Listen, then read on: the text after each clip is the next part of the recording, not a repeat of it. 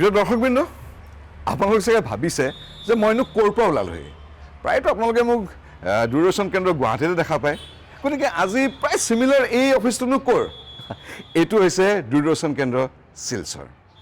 বৰাক উপত্যকাৰ যিখিনি প্ৰগ্ৰেম আছে সেই প্ৰগ্ৰেমখিনি ইয়াৰ দ্বাৰাই অনুষ্ঠিত হয় আৰু টেলিকাষ্ট হয় DD আছামৰ যোগেদি, গুৱাহাটীৰ যোগেদি। আৰু ইয়াত মই আজি কিয় উপস্থিত হ'লোহি, শিলচৰত কিয় আহিলোঁ, এটা বিশেষ কাৰণ আছে। প্ৰিয় দৰ্শকবৃন্দ, মই বিকি আপোনালোক সকলোকে স্বাগতম জনাইছোঁ। আপোনালোকে চাই আছে DD আছামৰ এক বিশেষ অনুষ্ঠান আপোন গাঁও। এই শিলচৰতে এখন গাঁও আছে, নাম হ'ল লোহাৰবন্দ গাঁও। সেই গাঁওখনৰ এনে কি বৈশিষ্ট্য আছে যি বৈশিষ্ট্যই আকৃষ্ট কৰিলে আমাক। গতিকে আহক, দেৰি নকৰি আমি আগবাঢ়োঁ লোহাৰবন্দ গাঁৱৰ দিশে। আহক।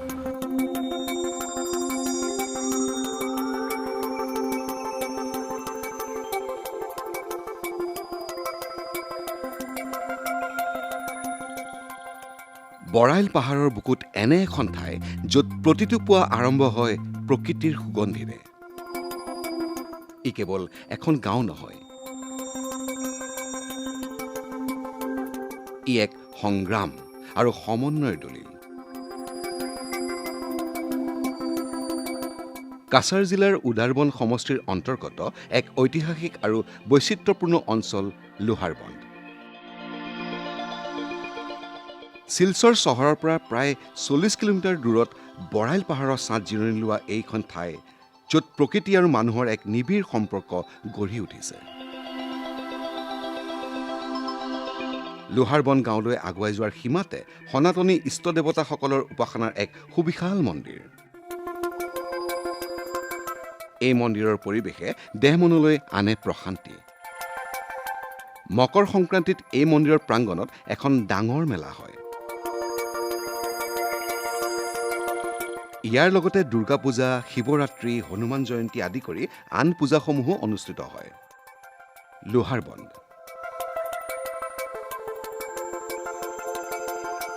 এই নামটোৰ এক ইতিহাস আছে। জনশ্ৰুতি অনুসৰি এই অঞ্চলত এদিন কমাৰসকলে লোহাৰ কাম কৰিছিল আৰু ইয়াত ব্ৰিটিছ সামৰিক ছাউনীৰ দৰে এক ব্যৱস্থা আছিল। ব্ৰিটিছৰ লোহাৰ শিকলিৰে বন্ধা কিবা এক বিশেষ স্থান বা যন্ত্ৰৰ পৰাই এই লোহাৰবন্দ নামৰ উৎপত্তি হৈছিল। লোহাৰবন্দৰ ইতিহাস মূলতঃ চাহ উদ্যোগৰ সৈতে জড়িত। ব্ৰিটিছ শাসনকালত যেতিয়া এই অঞ্চলত চাহ খেতিৰ পাতনি মেলা হৈছিল, তেতিয়াই ভাৰতৰ বিভিন্ন প্ৰান্তৰ পৰা অহা শ্ৰমিকসকলে ইয়াত বসতি স্থাপন কৰিছিল। কালক্ৰমত ই এক মিশ্ৰিত সংস্কৃতিৰ কেন্দ্ৰ হৈ পৰিল। কোনো পুৰণি নথিপত্ৰ বা চৰকাৰী গেজেটৰ আভাস অনুসৰি 1947 চনৰ দেশ বিভাজনে লোহাৰবন্দৰ জনগাঁথনিত এক ডাঙৰ প্ৰভাৱ পেলাইছিল। সীমা নিৰ্ধাৰণৰ ফলত ওচৰৰ চিলেট অঞ্চলৰ বহু লোকে আশ্ৰয় বিচাৰি ইয়ালৈ আহে। লোহাৰবন্দে সকলোকে আদৰি লৈছিল। ই কেৱল এখন চাহ বাগিচা হৈ নাথাকিল, ই এখন গাঁও, এখন সমাজলৈ ৰূপান্তৰিত হ'ল। সাধারণত এত অঞ্চলের মানুষ কৃষি প্রধান অঞ্চল, বিলাইপুরে যায়। এখান থেকে খাদ্য সামগ্রী অর্থাৎ বিশেষ করে চাউল রপ্তানি হতো কাছাড় জেলার বিভিন্ন স্থানে। তখন মানুষের যোগাযোগের ভরসা ছিল একমাত্র সাইকেল, কিন্তু প্রাণের ঝুঁকি নিয়ে তারা চলাচল করত। লোহাৰবন্দৰ জনগাঁথনি অতি বৈচিত্ৰ্যময়। ইয়াত কোনো এক নিৰ্দিষ্ট জনগোষ্ঠীৰ পৰিৱৰ্তে বিভিন্ন সম্প্ৰদায়ৰ লোক একত্ৰিত হৈ বসবাস কৰে। এই অঞ্চলৰ এক ডাঙৰ অংশ ঝাৰখণ্ড, উৰিষ্যা, বিহাৰৰ পৰা অহা শ্ৰমিকসকলে বাস কৰি আহিছে। ইয়াত বিষ্ণুপ্ৰিয়া আৰু মেটেই এই দুই সম্প্ৰদায়ৰ মণিপুৰী লোকৰ বসতি আছে। স্থানীয় বেংগলী সম্প্ৰদায়ৰ লগতে ডিমাছা আৰু নেপালী সম্প্ৰদায়ৰ কিছু লোকৰো ইয়াতে বসতি। জাতি, উপজাতি, ধৰ্ম, বৰ্ণ সকলোৱে নিজস্ব উৎসৱসমূহ উলহ মালহেৰে পালন কৰে আৰু আন সকলোৱে ইয়াত সহযোগো কৰে। লোহাৰবন্দৰৰ লোকসকলৰ জীৱিকা মূলতঃ শাৰীৰিক পৰিশ্ৰমৰ ওপৰত প্ৰতিষ্ঠিত। চাহ বাগানেই আছিল পৰিয়ালৰ মূল আয়ৰ উৎস। কালক্ৰমত এই অঞ্চলত চাহ বাগানসমূহ লোপ পাই আজিৰ তাৰিখত হাতৰ আঙুলিৰ মূৰত গন্তি কৰিব পৰা হ'ল। লোহাৰবন্দৰৰ লোকসকলে জীৱিকাৰ বাবে খেতিৰ ওপৰতো নিৰ্ভৰ কৰে। মূলতঃ শালি ধান আৰু আহু ধানৰ লগতে শীতকালত সৰিয়হ, মটৰ, আলু আৰু বিভিন্ন শাক পাচলিৰ খেতি কৰে। প্ৰিয় দৰ্শকবৃন্দ, মই বৰ্তমান আহি উপস্থিত হৈছোহি লোহাৰবন্দ গাঁৱৰ মাজত, আৰু এতিয়া মই আগবাঢ়ি যাম যে এই লোহাৰ গাঁৱত কি এনেকুৱা ধৰণৰ বস্তু আছে, তেখেতসকলৰ চ'ৰ্চ অফ ইনকাম কি, গোটেইখিনি জানিবৰ বাবে। তেতিয়াহ'লে আহক আমি আগবাঢ়ি যাওঁ এই গাঁৱৰ দিশে।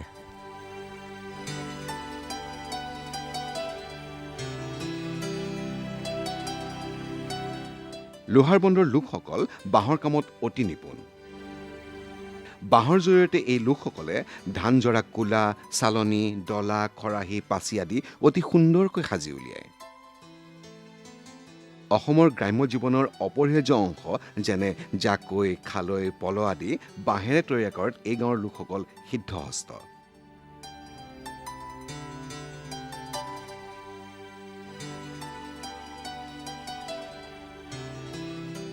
বৰ্তমান সময়ত আধুনিকতাৰ লগত খোজ মিলাই একাংশ লোকে বাঁহ আৰু বেতৰ মুঢ়া, চোফা বা দাপোনৰ ফ্ৰেম আদিও তৈয়াৰ কৰিবলৈ লৈছে। এটা ধলাই চক্র পড়ে লোহার বন। এটা তো আমরা বাবা তারা আগে করছে, এরপরে ওখান তো বাবা তারা করে না, ওটা আমরা করি। কোনো কিছু নাই, এটাই আমরা ডালার উপরে চলাফেরা। হ্যাঁ, খালি ডালাই বানাই। সপ্তাহে 30টা 40টা এরকম বানাই, 3000 4000 এরকম পাই। এক সপ্তাহে 30টা ডালা বানাই, 30টা ডালা বানাইয়া বাজারে নিয়ে মানে বিক্রি করিয়া কোনো সময় 100 টাকা বেচতে পারি, কোনো সময় আরও কমও যায়। মাসও তো সপ্তাহে এমনি 3000 2500 এরকম হয়, তে ওরকম ওই যায় মোটামুটি। ওই তো এইটা ডালার উপরে আমরা তো মানে সপ্তাহে ডালা বানাই, সপ্তাহে আনি খাই, কোনো আমরা পয়সা আর বাঁচানির কোনো লাইনও নাই, ওটা দিও মানে চলি। পুরা পয়সার হিসাবও হইতে পারি না। তো কিছুটা কিনি আর কিছুটা মানে এমনি জঙ্গল আছে, জঙ্গল থেকে আনতে লাগে। একটা বাঁশ থেকে একটা ডলু বাঁশ আনলে 3টা ডালা হয়, একটা বেতু বাঁশে 5টা ডালা হয়। একটা বাঁশ কিনতে 5 টাকা পড়ে, আর একটা বাঁশ কিনতে 50 টাকা পড়ে। ডলু বাঁশটা মানে ছোটো যেটা দিয়ে বেত বানানি হয়, এটা মানে 5 টাকা লাগে, আর এটা কিনতে মানে বেতু বাঁশটা কিনতে 50 টাকা লাগে। আমার বউতারা মানে বেত বানায়, তারা বেতুত বানাইয়া তারা ডালাটা মানে তৈরি করিয়া দেয়। আমি চাকটা বানাই, ডালাটা চাকাই বান্ধা বান্ধি ইটা করি আমরা। এটা ওই যার আজকে ধরো 10-15 বছর বেশি হইব। সরকারি সাহায্য বলতে তোমার ধরো খালি রেশন কার্ড আছে।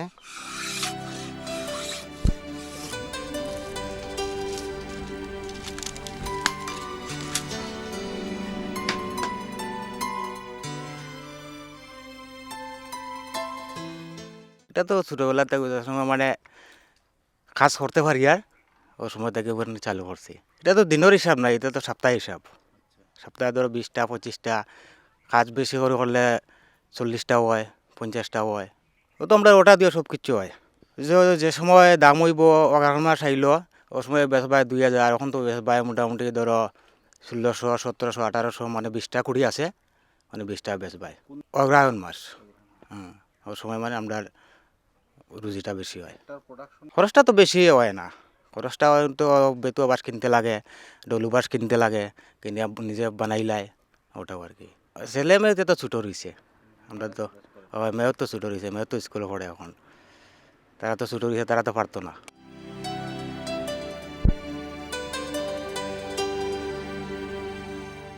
লোহাৰবন গাঁও এটা ডাঙৰ এৰিয়া, ইয়াতে সৰু সৰু বহুতখিনি চুবুৰী সোমাই আছে আৰু তেনেকুৱা চুবুৰী আমি চাই আহিলোঁ য'ত বাঁহৰ কাম হয়। আমি যি ঘৰত ইউজ কৰোঁ ডলা, সেই ডলা কেনেদৰে বনাই সেয়া দেখি আহিলোঁ। আৰু এতিয়া মই আহি পেলাই আৰু এটুকুৰা চুবুৰীত সোমাইছোঁ য'ত সূত্ৰধৰ পাৰা বুলি কয় আৰু ইয়াতে কাঠ কৰ্মৰ বাবে খুবেই ফেমাছ। সেয়া হ'লে আপোনাৰ বিচনাও হ'ব পাৰে, চকী টেবুল মেজ আদি কৰি আমাৰ ঘৰুৱা সৰঞ্জাম, কাঠৰ সৰঞ্জাম যিখিনি লাগে সকলোখিনি ইয়াত বনায় আৰু খুব সুন্দৰ শৈলীৰে। গতিকে আহক আমি আগবাঢ়ি যাওঁ এই শৈলীখিনি চাবলৈ, কাঠৰ কাম কিদৰে কৰে আৰু এই কাঠে আমাৰ গোটেই অসমতে বজাৰ দখল কৰি আছে।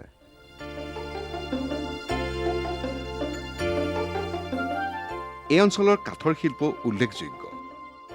কাঠৰ ঘৰুৱা আচবাব, দুৱাৰ খিৰিকী আদি তৈয়াৰ কৰাটো এক অন্যতম জীৱিকা।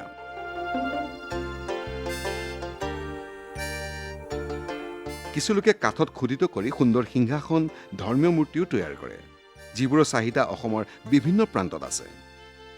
বৰ্তমান সময়ত প্লাষ্টিক সামগ্ৰীৰ অধিক ব্যৱহাৰ তথা কেঁচা সামগ্ৰীৰ নাটনিৰ ফলত বাঁহ কাঠৰ শিল্পৰ বাবে এক প্ৰত্যাহ্বান হৈ পৰিছে।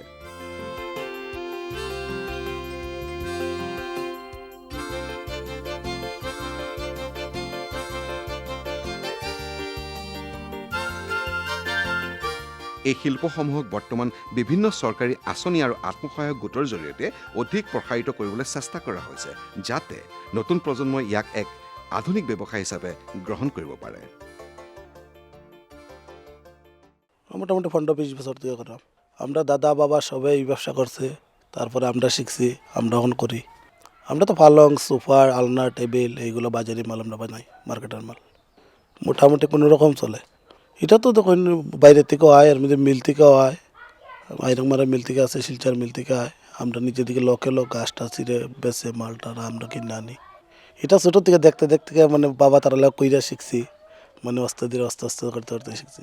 চলে মোটামুটি, মানে কোনো রকম মানে দিন যায় আর কি, মানে এটা কোনো রকম 500-700 টাকা হাজিরা পড়ে মান্থলি। তো মোটামুটি ধরেন 5টা পালং, আলনা 5টা, টেবিল 5টা, সোফা, মানে 5 সেট মাল রেডি হয়। কিবারে বিক্রি হয়? প্রত্যেক বৃহস্পতিবার। কোন জায়গায়? দুয়ারবন বাজার। মানে বহুত কষ্ট হয় চলতে, মানে অত ইয়ে না আর কি কোনো রকম।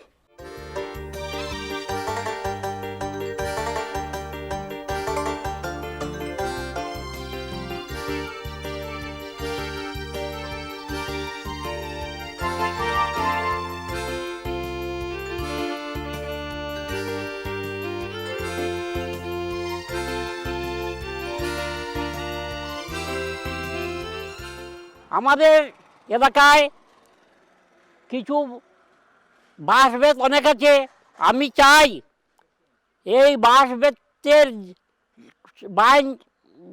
বাঁশ বেতের সামগ্রী তৈরি করে দুয়ারবন বাজারে অনেক বিক্রি হয়, কিন্তু মানুষ গরিব, তাদের সরকারি সাহায্য করা উচিত এবং মুরাবস্তি বাগবাহারে একটি যদি বাঁশ বেতের কারখানা সরকার থেকে অনুমোদন করা হয়, তবে হাজার হাজার লোক বাঁচবে।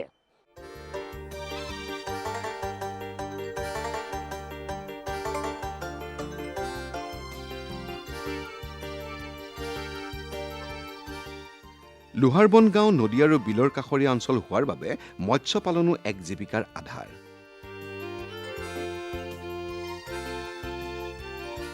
নৱপ্ৰজন্মৰ বহুতো যুৱকে বিজ্ঞানসন্মতভাৱে ফিচাৰীৰ ব্যৱস্থাৰে উন্নত মানৰ মাছৰ ব্যৱসায় আৰম্ভ কৰিছে। নদী বিল আদিৰ মাছ ধৰাটো বহু লোকৰ জীৱিকাৰ সমল।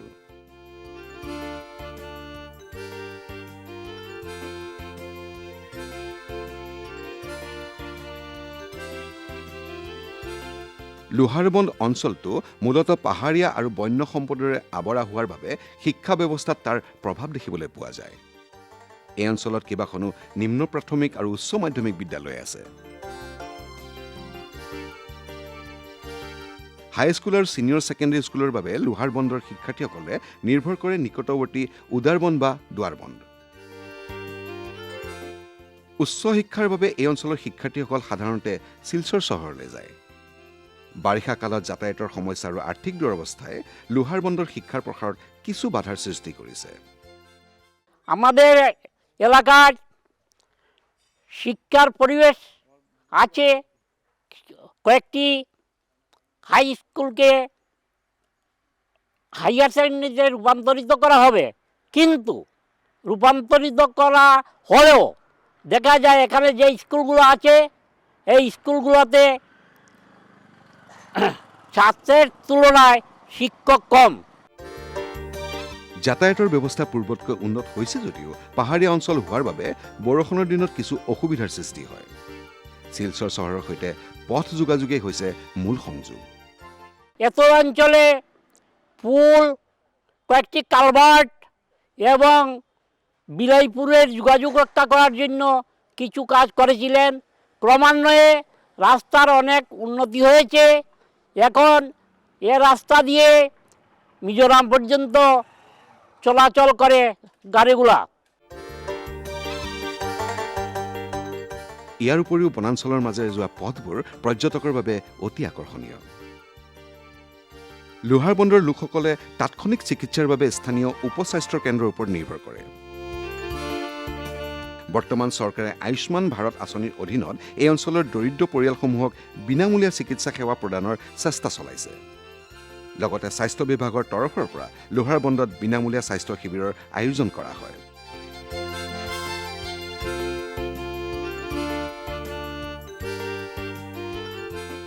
প্ৰিয় দৰ্শকবৃন্দ, মই বৰ্তমান উপস্থিত আছোঁ লোহাৰবন গাঁৱৰ লোহাৰবন ফৰেষ্ট ৰেঞ্জত। ৰিজাৰ্ভ ফৰেষ্ট হয় এইখন, আৰু মই এটি আইবিত উপস্থিত আছোঁ। এইটো এটা আইবি, ফৰেষ্ট আইবি, আৰু প্ৰাপ্ত তথ্য অনুসৰি আমাৰ সকলোৱে পৰিচিত বিখ্যাত চিকাৰী জিম কৰবেটো বোলে ইয়াতে আহিছিল আৰু থাকিছিল। আৰু সেই যিখিনি গম পাইছোঁ সেয়া প্ৰাপ্ত তথ্য অনুযায়ী যে এইখিনি সঁচাকৈয়ে এটা মানে জানিবলগীয়া ঘটনা। এইবোৰ তেনেকুৱা ধৰণৰ ঘটনা আমি গমেই পোৱা নাছিলোঁ, যিহেতু ইয়াত অহা নাছিলোঁ। আজি ইয়াত উপস্থিত হৈছোঁ, আহি এই আইবিটোতে দেখিছোঁ। এই আইবিটোৱে আছিলে তেওঁলোকে ইয়াত ৰাতি যাপন কৰিছিলে। নিশ্চয়কৈ নহয়নে বাৰু? এটা জানিবলগীয়া কথা, যিবোৰ উজ্জ্বল হৈ আছে অসমৰ প্ৰেক্ষাপটত। আজি সেইখিনি জানিলোঁ, আপোনালোককো জনাবলৈ পাই সুখী হ'লোঁ যে এনেকুৱা ধৰণৰ এই লোহাৰবন অঞ্চলতো যে এনেকুৱা ধৰণৰ ঘটনা আছে, যিখিনি আমি আজিলৈকে জনা নাছিলোঁ। আৰু ইয়াৰ পাছত কেনেকৈ কি হৈছে আৰু কিয় আহিছিল সেইখিনিও জানিবলৈ চেষ্টা কৰিম। যিহেতু ইয়াত স্থানীয় এতিয়া মই কাকো দেখা নাই, মই চেষ্টা কৰিম যে স্থানীয় যদি কোনোবা পাওঁ যিসকলে জানে যে কি পৰিপ্ৰেক্ষিতত তেখেতসকল আহি এই আইবিটোত উপস্থিত হৈছিলেহি, সেই কথা মই জনাৰ লগে লগে আপোনালোকক জনাবলৈ চেষ্টা কৰিম।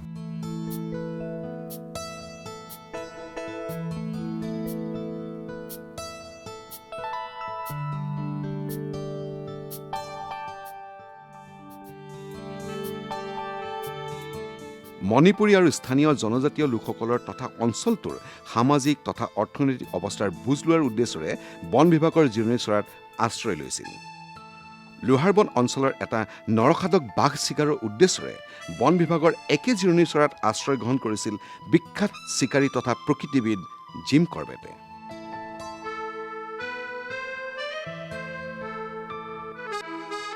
প্ৰিয় দৰ্শকবৃন্দ, মই আপোনালোকক কৈছিলোঁ যে কোনোবা স্থানীয় যদি ইয়াত ব্যক্তিক পাওঁ তেতিয়াহ'লে মই নিশ্চয় এই জিম কৰবেটৰ বিষয়ে জানিবলৈ চেষ্টা কৰিম। আৰু মই এতিয়া ইয়াত আহি উপস্থিত হ'লোহি এই বিট অফিচত, আৰু ইয়াতে লগ পালোঁ দীপক সিং ডাঙৰীয়াক। তেখেত ইয়াৰ স্থানীয় বাসিন্দা। তেখেতৰ পৰা মই জানিব খুজিম যে সেই কাহিনী কি। दीपक सिंह जी, तो जब यहाँ पे आया तो ऐसा सुना कि यहाँ पे जिम कॉर्बेट भी आए थे और जो बड़े बड़े हस्ती हैं वो भी आए थे, तो वो कहानी आप सुनाओ। सुना है कि यहाँ पहले इधर में भी बाघ हाथी आ जाता था। हाँ, तो यहाँ हंटर लोग कभी कभी आते, तो उसमें सबसे दामी हंटर क्या नाम आपका जिम कॉर्बेट भी साहब आए थे, हंटिंग किए इधर में। इस रोड से उन लोगों ने मिजोरम किया, यहाँ ठहरे। तो यहाँ हम लोग ये सच कैसे मान लिए, बाद में यहाँ एक इंस्पेक्शन बुक था, उसमें जिम कॉर्बेट इन लोगों को कमेंट्स लिख कर सिग्नेचर जो किए थे वो वही भी हम लोग देखें। कुछ पढ़ने के बाद भी ऑफिसर लोग दिखाया हम लोग को, वो स्कूल से होता था ना तो दिखाते थे, वो था। लेकिन आप क्या जानी सदर DFO ऑफिस में ले गया कि कहाँ गया ये मालूम नहीं है हम लोग, ये तो ऑफिस का बात है। लेकिन यहाँ था पहले। आपने देखा? हाँ, हम लोग देखा है। দৰ্শকবৃন্দ ইয়াত যে আছিলে তেওঁলোক আহিছিলে এয়া প্ৰমাণিত হৈ গ'ল কাৰণ সেইখন বহি যিখন বহীত সুন্দৰ সুন্দৰ কমেণ্ট লিখি থৈ যায় তেনেকুৱাখন বহি এই আইবিটোতে আছিলে আৰু যিখন বহি এখেতসকলে দেখিছিলে আৰু তেখেতসকলে সেই চহী তেখেতসকলে প্ৰত্যক্ষ কৰিছিলে হয়তো সেই দিনত তেনেকুৱা ধৰণৰ আমাৰ আজিকালি যেনেকুৱা মোবাইল আছে মোবাইলৰ কেমেৰা আছে নাছিলে সেইকাৰণে তেখেতসকলে ফটো তুলিব নোৱাৰিলে কিন্তু চেষ্টা কৰিম আমি সংগ্ৰহ কৰিবৰ কাৰণে যদি সংগ্ৰহ কৰিব পাৰোঁ তেতিয়াহ'লে নিশ্চয় কাছাৰ ডিভিজন में आप लोग देख হয় सकते हैं। নিশ্চয় নিশ্চয় আমি সংগ্ৰহ কৰিবলৈ চেষ্টা কৰিম যদি সংগ্ৰহ কৰিব পাৰোঁ তেতিয়াহ'লে আপোনালোকক সেই চহী বা সেই কমেণ্ট দেখাবলৈ চেষ্টা কৰিম লোহাৰবন্দৰ এই ঐতিহাসিক বন বিভাগৰ জিৰণি চৰাটো আজিও ব্ৰিটিছ স্থাপত্যৰ চানেকি ধৰি ৰাখিছে ইয়াৰ পৰা ঘন বৰ্ষাৰণ্যৰ দৃশ্য অত্যন্ত সুন্দৰকৈ দেখা পোৱা যায় প্ৰিয় দৰ্শকবৃন্দ এই বিট অফিচতে মই এতিয়া লগ পালোঁ কেশৱ সিং ডাঙৰীয়াক যি এই লোহাৰবন্দ গাঁৱৰ এজন জ্যেষ্ঠ সদস্য আৰু তেওঁৰ পৰা জানিব খুজিম যে এই লোহাৰবন্দ গাঁওখনত কি কি প্ৰতিভা সোমাই আছে বা এই গাঁওখনৰ কি কি অসুবিধা আছে কি কি সুবিধা হৈছে এই সকলোখিনি তথ্য তেখেতৰ পৰা জানিবলৈ চেষ্টা কৰিম जी केशव जी मैं जानना चाहता हूँ ये जो आप लोगों का लोहारबंद गांव है इस गांव में कैसे आप लोग रहते हो आप लोग को सुविधा क्या क्या है देखिए हम लोग को तो सुविधा है बहुत कुछ जैसे रोड हुआ है एक धुलाई रास्ता निकलने वाला है काम चल रहा है इधर 2 फॉरेस्ट ऑफिस है एक हैलाकांडी डिवीज़न का है एक सिलचर डिवीज़न का है हाँ और हम लोग का गांव में 2 LP स्कूल है लेकिन ME स्कूल हाई स्कूल नहीं है अच्छा हम लोग को इधर से 3 किलोमीटर डिस्टेंस में जाने के बाद में हाई स्कूल मिलता है और जो क्या बोलते हैं इसको उप चिकित्सा केंद्र सब सेंटर वो भी नहीं है कोई कुछ होने से हम लोग को 3 किलोमीटर दौड़ना पड़ता है ये प्रॉब्लम है हम लोग का और जो हाई स्कूल का प्रॉब्लम है ME स्कूल भी नहीं है LP है हाँ रोड तो है कोई बात नहीं रोड की प्रॉब्लम नहीं है और ये आप लोग का मेनली आप लोग यहाँ पे क्या करते हो कृषि क्रम करते हो कुछ अलग नहीं टुक टाक वो क्या व्यवसाय बोला जाता है खुदरा व्यवसाय ओके जैसे हाँ जैसे चाय बीड़ी का पान बीड़ी का दुकान ओके ये सब करके कोई गुजारा होता है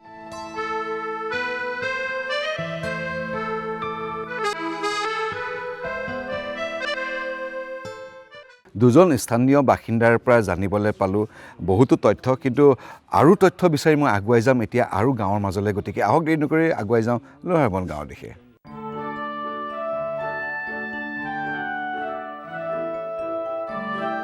লোহাৰবন্দৰ বৰ্ষাৰণ্যত গছৰ পাতৰ তলত জোপোহাৰ মাজত কলা মুগা বা হালধীয়া ৰঙৰ নিজৰ দৈৰ্ঘ্যতকৈ 10 গুণৰ পৰা 50 গুণলৈ জঁপিয়াব পৰা 8টা চকু থকা জাম্পিং স্পাইডাৰ বা জাম্পিং মকৰা পোৱা যায় ঘন বৰ্ষাৰণ্যৰ আৰ্দ্ৰ জলবায়ু জাম্পিং মকৰাৰ বাবে আদৰ্শ বাসস্থান জাম্পিং মকৰা সাধাৰণতে মানুহৰ বাবে বিষাক্ত নহয় ইহঁত দেখিবলৈ যথেষ্ট ধুনীয়া কাছাৰ জিলাৰ লোহাৰবন্দ কেৱল এখন ঠাই নহয় ই এক জীৱন্ত ইতিহাস সংগ্ৰাম আৰু সমন্বয়ৰ মাজেৰে আগুৱাই যোৱা লোহাৰবন্দৰ ভৱিষ্যতে পৰ্যটন আৰু উন্নয়নক হাত বাউলি দি মাতিছে আপোন গাঁৱৰ এইটো খণ্ডৰ যোগেদি কাছাৰৰ শিলচৰ জিলাৰ নাতিদূৰতে অৱস্থিত লোহাৰবন্দ গাঁৱৰ নজনা বহুত কথা জানি আপ্লুত হৈ পৰিলোঁ এই যে এনেকুৱা এখন সৰু গাঁৱত ইমানখিনি সমল লুকাই আছে সেয়া হয়তো আমি নেজানো আৰু জানিবলৈ চেষ্টাও কৰা নাছিলোঁ কিন্তু আজিৰ এই অনুষ্ঠানৰ যোগেদি এইখিনি তথ্য আপোনালোকে লাভ কৰিলে আৰু আশা কৰিছোঁ আপোনালোকে এনেধৰণৰ অনুষ্ঠান উপভোগ কৰিবলৈ নিশ্চয় আগ্ৰহী আছে কিন্তু আজি এই আপোন গাঁৱৰ পৰা মই বিদায় ল'ব লাগিব অনাগত পৰৱৰ্তী দিনত দ্বিতীয় অসমৰ বিভিন্ন কাৰ্যসূচীত আপোনালোকক লগ পোৱাৰ প্ৰতিশ্ৰুতিৰে আজিলৈ বিদায় ধন্যবাদ